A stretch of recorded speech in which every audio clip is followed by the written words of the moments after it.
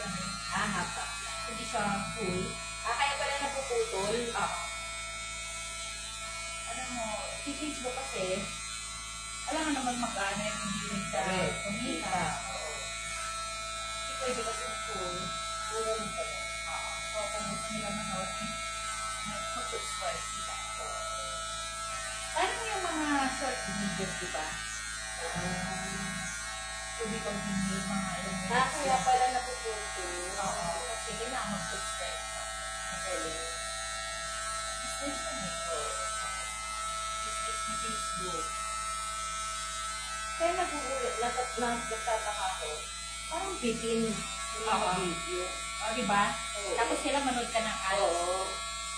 Kasi dun sa ads, kumikita din sila. Kumikita din kami. Pero mas malaki kasi sa kanila. Kami mga ilang percent lang. Kaya kailangan gumawa ka ng gumawa na.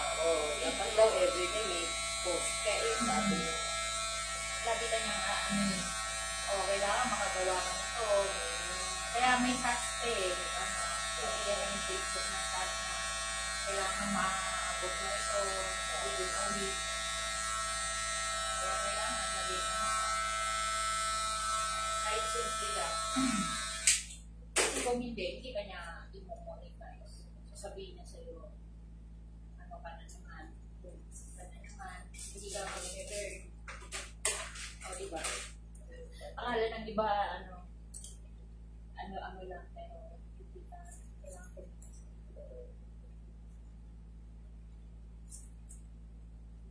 Marami din akong friends na ganyan nagre-reels.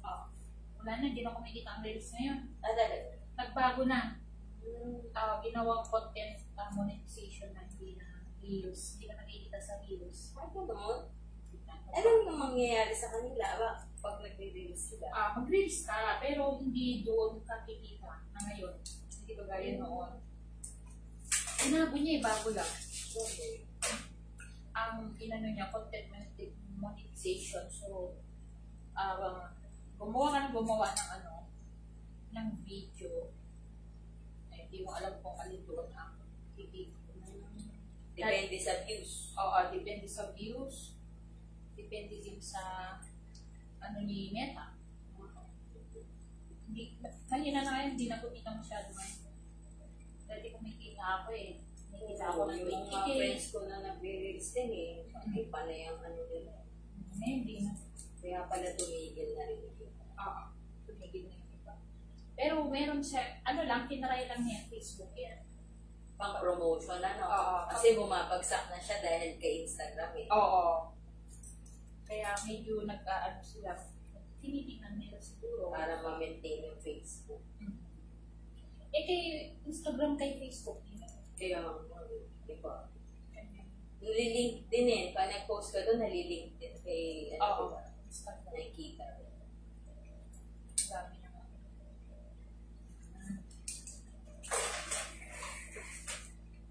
Bili pa ako sa iyo na. Dami mong achievement. Kikita.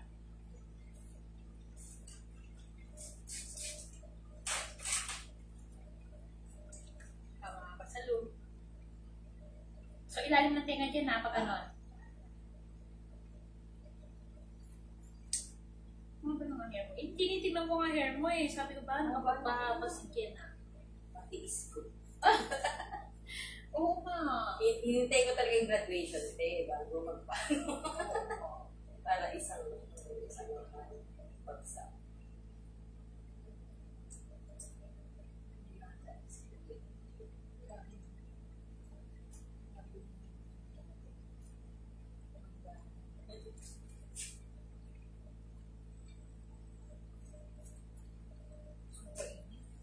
Kung kaka-airport, tapos sa baba, pagkakit sa kwarto, airport ka din. Magkano kuryente mo? Ngayon pa lang kasi kami nag-aircon. Itong buwan lang na to. Kasi nung nakaraang buwan, nagpa-renovate kami. Hindi kami maka-aircon dahil masemento, di ba? Maalikabot, nagpalinis pa kami ng aircon. Tinitiis namin yung init. Ngayon pa lang kami nagsisimula. Saka ngayon lang naman mainit. Sobra. Ito yung peak ng kainitan. Sobra. Paglabas Pagkatapos mo nga ng CR, pinapapisa Oo. pa rin. At yung April naman talaga yung pinakamainit. Grabe. Oh. Kaya nga mga pinanganak daw na is mainit na ulo. Totoo ba yun? April ako eh. Sabay gano'n, inamin mo. Kaya mag-ingat ka, sabi mo, ingat. Yun naman, parang di ka naman mainitin na sabi. Sabi ng asawa ko, siya. Sabi naman nakakaalam. Hindi, ano yan eh. Flashes nga, di ba? Oo. Uy, totoo yun. Oo, totoo yun. Pag perimenopausal ka na. Dati kasi, hindi ko alam na nag-hot flashes ako. Alam mo yun, di ba pakiramdam ko Diba? talaga? As in, mas nakaka-irritable ako. Hindi ko Oo, maintindihan. konting bagay, naiinis ka. Pag Totoo. si Jun nagtanong, tapos nasagot ko na, tapos tatanungin, hindi na ako sasagot niyan. Nasagot ko na yung kanina eh. Ako naiinis na ako pag doble-doble yung tanong. Oo.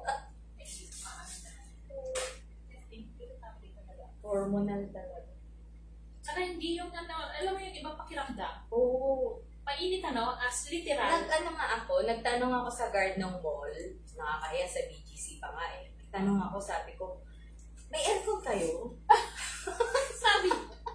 Kasi pawis na pawis ako. Oh. Sabi ng pamangkin ko, sabi, tita, ang malamig po, may aircon po. Ganyan. Talaga nagtanong ako sa guardia. Sobrang ano talaga. Ang init. Yung pakiramdam mo talaga. Oo, nagpatong ako ng wet wipe sa ulo. Oh. Kasi feeling ko, umuusok yung ulo ko. Sobrang init talaga. Saan yun? Sa flat. Kaya, mas iksian natin yan, te. Gusto mo ba? Kasi mas mabilis yung humaba. Hindi ko lang alam kung bakit. Parang pag may haba na, mas mahaba na siya sa kaliwa kaysa sa kanan. Oo nga. Kasi siguro yung kanan, kumukubkob Mas, siya. mas Kaya makapal. umiiksik. Oo. Ano, gusto mo? Yung mas, Kasi ako na nga. kasi yan, straight siya. Oo. Kaya mas mahaba siya tignan. Ito kasi ano siya, Nagwe-wave siya paloob. tapos bulky din Oo. dahil nandun lahat.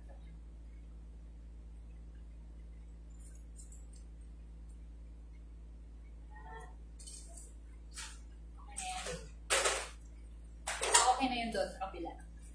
Fashionista ka na. Gusto ko nga magpa-pixie ulit eh. Oo. Oo, sabihin na naman. Sabihin na ng pogi ko.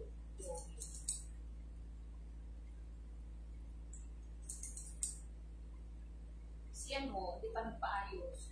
Tsaka ang ano na rin ng hair fall pag mahaba yung buhok. Ang lalak ng hair fall. Sinamit na naman. Hindi nga nagtatali. Tail lang. Siguro talaga pag mahaba yung Mahaba. buhok. Oo. Malagasin. Kaya ayoko na rin. Bawat suklay mo, daming nalalaki. Ayan, okay na. Kasi para pag naano natin. Saka wala siyang style kasi kapag ka ano, mahaba. Oo. Hindi mo siya malaki. Hindi ko pati kasi ugali magbaon ng suklay. Kapag Pag nagsuklay na ako ng umaga, yan na yan. Yan na. Hapon na yan. piling naman. Ako hindi pwede walang supply. Wala Buko akong suklay sa bag. Wala akong ganun dadala talaga. Kaya pag mahaba, mahirap.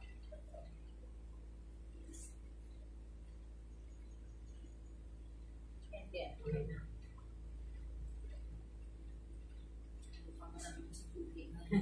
Nagpunta nga kami sa restaurant niya eh. Kala namin makikita namin siya. saan ba? Angridobo sa Alabang. Ayun yung ano, si chef, ano, Hindi. ay iba yun. Iba. Iba yung kay Gordon Ramsay. Sa kanya talaga yun. Kay Gordon. Oh, kay Gordon. Oy, Kaya nga pinuntahan namin. Kasi, international. ano eh, fans kami ni Gordon Ramsay. Oo nga. Kaya kami nanonood ng ano niya, Oo. show niya eh. Talaga, meron siya dito? Oo, sa may Newport. Malapit sa airport. BGC Malata. Hindi, airport. Airport Pasay. talaga. Talaga? Malapit sa resort school. Kasi maraming dish na ano. Oo. Yeah. Talaga, sarap. Kasi, Sarap. Sarap din ang presyo. Eh. alam na. Alam na. Pero anniversary naman namin. The serve. The serve. Totoo. Serve naman. The serve naman. Crystal anniversary. 15. Ah! Pag 25 silver. Silver. Pag 50 gold. Pag 75 diamond. Hindi pa may mga gano'n. Pag 10 yata pearl eh. Alam ko pearl. Huwag na lang alalahanan sa akin. Ilan taon na ba kayo, Te? Tagal na. Ako 40 plus na eh. Ah, malapit na mag-gold. Ayoko na. Hindi masaya. Grabe. Aray ko. Aray ko. Iba na eh. Iba na yung ano. Next year ako, gold na ako. Oh. Yung iba nag-enjoy sa anniversary eh. Oh.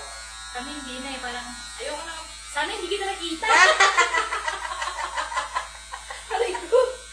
Aray ko. Kaya yung mga ganung word eh. Ano na ba pagpa 40 plus na? Pero hindi. Depende naman siguro sa mag-asawa. Sa bagay.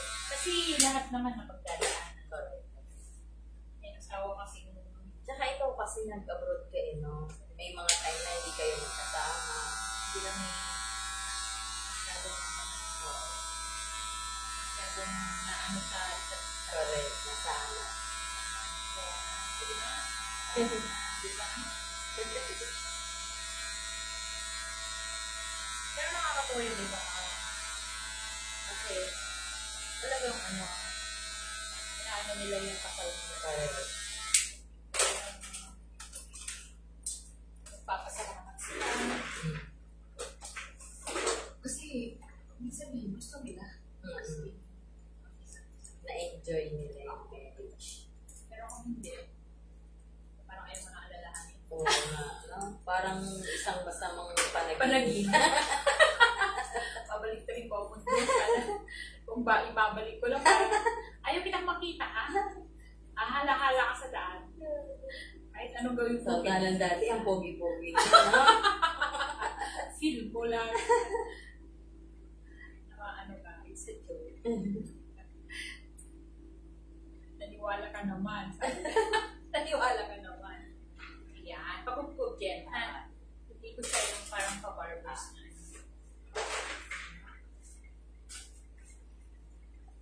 Pero biyanan mo, ano din sila, no? Tagal na. Intact din sila.